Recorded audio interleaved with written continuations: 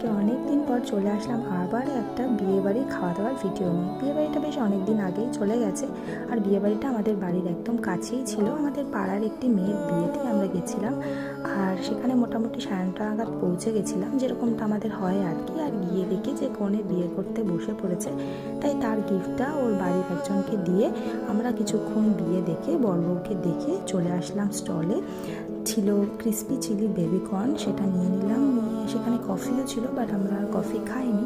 তারপরে সেখানে কিছুক্ষণ ভিডিও করে ফটো তুলি, সবার সাথে একটু কথা টথা বলি। দেন আমরা নিয়ে নিলাম গরম গরম চিকেন পকোড়া।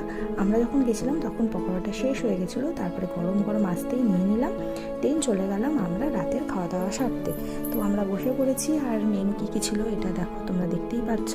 তারপরে আমাদের পাতে পড়ে গেল কড়াইশুঁটির কচুরি আর চানা মশলা, যেটা আমি আর বাবিসোনা হাফ হাফ করে খেয়েছি। তারপরে ছিল ফিশ চপ, স্যালাড, কাসুন্দিটা আমি নেইনি।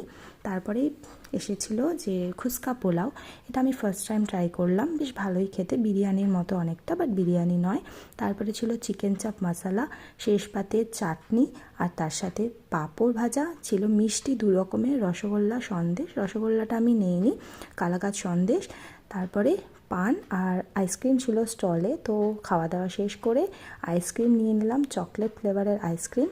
তো তোমাদের এই ভিডিওটা কেমন লাগলো অবশ্যই কমেন্ট করে জানিও, ভালো লাগলে লাইক শেয়ার সাবস্ক্রাইব করে দিও। আজকের মতো টাটা, সবাই ভালো থেকো, বাই বাই।